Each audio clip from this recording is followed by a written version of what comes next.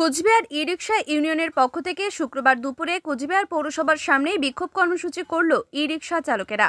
প্রসঙ্গত আগামী 23শে ডিসেম্বর তারিখের মধ্যে ই-রিকশাগুলি রেজিস্ট্রেশন করার নির্দেশ দেয় জেলা প্রশাসন। আর এই কারণেই বিগত কিছুদিন ধরে কোচবিহার পৌর এলাকার বিভিন্ন রাস্তায় মাইকযোগে সেই বিষয়টি অবগত করা হয় ই-রিকশা চালকদের। সেই কারণে তারই প্রতিবাদে এদিন কোচবিহার পৌরসভার সামনে বিক্ষোভ কর্মসূচি করার পরে পৌরপিতার সাথে সাক্ষাৎ করলেন ই-রিকশা চালকেরা। এ বিষয়ে ই-রিকশা চালকদের দাবি, তারা যেভাবে রাস্তায় ই-রিকশা চালাচ্ছেন সেভাবেই যেন তারা চালানোর সুযোগ পায়। পাশাপাশি তারা আরও জানায় যে চেয়ারম্যান রবীন্দ্রনাথ ঘোষ তাদের দাবিগুলি শুনেছেন এবং আশ্বাস দিয়েছেন যে বিষয়টি তিনি খতিয়ে দেখবেন। কোনো দাবি ছিল না, এখানে জাস্ট একটা হচ্ছে যে আমাদের উপরে একটা হুইকবাজির ব্যাপার হয়েছে দাঁড়িয়েছে, সেটাই আমরা একমাত্র হচ্ছে আমরা চেয়ারম্যানের কাছে সেই ব্যাপারটা আমরা জানালাম। উনিও জানতেন, কারণ গতকালকের পেপারও পর্যন্ত উনি একটা দিয়েছিলেন যে এরকম কোনো নির্দেশিকা আমার কাছে নেই যে টোটো রেজিস্ট্রেশন করাবার। যদি সেটা যদি আইন মাপে যদি হয়, রাজ্য সরকারের যদি নির্দেশিকা থাকে তাহলে অবশ্যই সব টোটো হবে, কিন্তু এখন তো তাই ওনার কাছে কোনো অর্ডার আসেনি।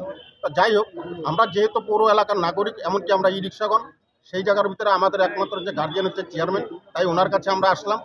আসার পরে ওনাকে সব ব্যাপারগুলো বললাম, উনিও আমাদেরকে আশ্বাসন দিলেন যেটা নিয়ে তোমাদের চিন্তার কোনো কারণ নেই, আমি ব্যাপারটা দেখছি। কি সমস্যা হয়েছে? সমস্যা হচ্ছে একটাই, সেটা হচ্ছে মাইকিং একটা হচ্ছে, মাইকিংয়ের মধ্যে প্রশাসনের তরফ থেকে মাইকিং হচ্ছে যে 23 তারিখের ভিতরে নাকি বলে যে সমস্ত গাড়ির ফিটনেস এমনকি রেজিস্ট্রেশন নেই, সেই গাড়িগুলোকে যদি 23 তারিখের ভিতরে যদি না করে তাহলে আমাদের সেই গাড়িগুলোকে বলে বাজেয়াপ্ত করবে।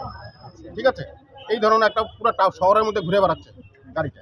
কারা করছে মাইকিং? প্রশাসনের থেকে বললো মাইকিং হচ্ছে, সেটা এখন জেলা শাসকের কাছ থেকে হচ্ছে না কার কাছ থেকে সেটা জানি না, কিন্তু প্রশাসন বলে উল্লেখ করা হচ্ছে। ঠিক আছে, এইরকম অবস্থার মধ্যে আমরা একটা হতাশার মধ্যে রয়েছি, কেন আমার একটা হতাশার মধ্যে রয়েছে। আমাদের কোনো কর্মজীবীকে বা অন্য কোনো ব্যবস্থা নেই, আমরা একমাত্র ই রিক্সার ভিতরে নির্ভরশীল। আমরা শহরের লোক, আমাদের না আছে খেতে বাড়ি, না আছে কোনো 5 জন কামানেওয়ালা হতে, আমরা এই জায়গার মধ্যে খুবই হতাশার মধ্যে, মানে খুবই চিন্তার মধ্যে আমরা হয়ে আছি। তার মধ্যে আপনারা ভালো করে জানেন 2 বছর একটা লকডাউন গেছে, এই লকডাউনের ভিতরে আমরা শহরের যে আমরা এই রিক্সাগণ যারা আছি তারা কোনো রকম কোনো ফেসিলিটি পাইনি। এরই মধ্যে তার মধ্যে মনে করেন যে আমাদের যে শহরের যারা ই রিক্সাগণ আছে তারা অনেক লোন ধারে কিন্তু এখনও পর্যন্ত জর্জরিত হয়েছে, তার থেকে এখনও উঠতে পারেনি। সেই জায়গার ভিতরে যদি এখন যদি আবার যদি বলে 2018 সনে একবার আমাদের গাড়িগুলোকে ভাঙে নতুন গাড়ি কেনাইলো, এখন আবার সেই পলিসি শুরু হচ্ছে। এর জন্য আমরা কী করছি, ওনার কাছে আসলাম, উনি আমাদেরকে আশ্বাসন দিলেন। কি বললেন উনি বললেন যে ঠিক আছে, এটা কোনো কিছু নয়, আমার কাছে এমন কোনো অর্ডার আসেনি, কারণ আমি একজন চেয়ারম্যান, ওনার কাছে অর্ডার নিশ্চয়ই আসবে।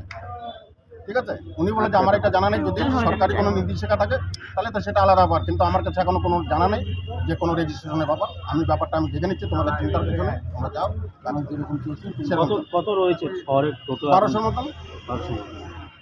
তো এই যে যদি হঠাৎ করে যদি 23 তারিখের পর যদি আপনাদের গাড়ি বাজেয়াপ্ত করা শুরু করে বা রেজিস্ট্রেশন, তখন আপনারা কি করবেন? তখন হবে, এখন তো আমরা আপাতত মনে করেন চেয়ারম্যানের উপরে চেয়ারম্যানকে জানিয়েছি। এখন আপনাদের সামনে তো আমরা সেই ব্যাপারে বড় কিছু বুঝতে পারি না, কেন আমাদের গার্জিয়ান হচ্ছে উনি আমাদেরকে যেভাবে আশ্বাসন দেবে আমরা সেইভাবে। ঠিক আছে, আমরা তো মনে করেন যে পিঠের মধ্যে যদি কেউ যদি মনে করেন থাপ্পড় মারে তো মনে করেন সহ্য করতে হবে, পেটের মধ্যে লাগতে পারলে কি আর কেউ সহ্য করবে? আপনার পুরো নাম? আমার পুরো নাম হচ্ছে সঞ্জীব কুমার। আপনি কোনো দায়িত্ব রয়েছেন? হ্যাঁ, আমি কোচবিহার মিউনিসিপালিটি এরিয়ার ই রিক্সা মালিক সমিতির হচ্ছে সাধারণ সম্পাদক।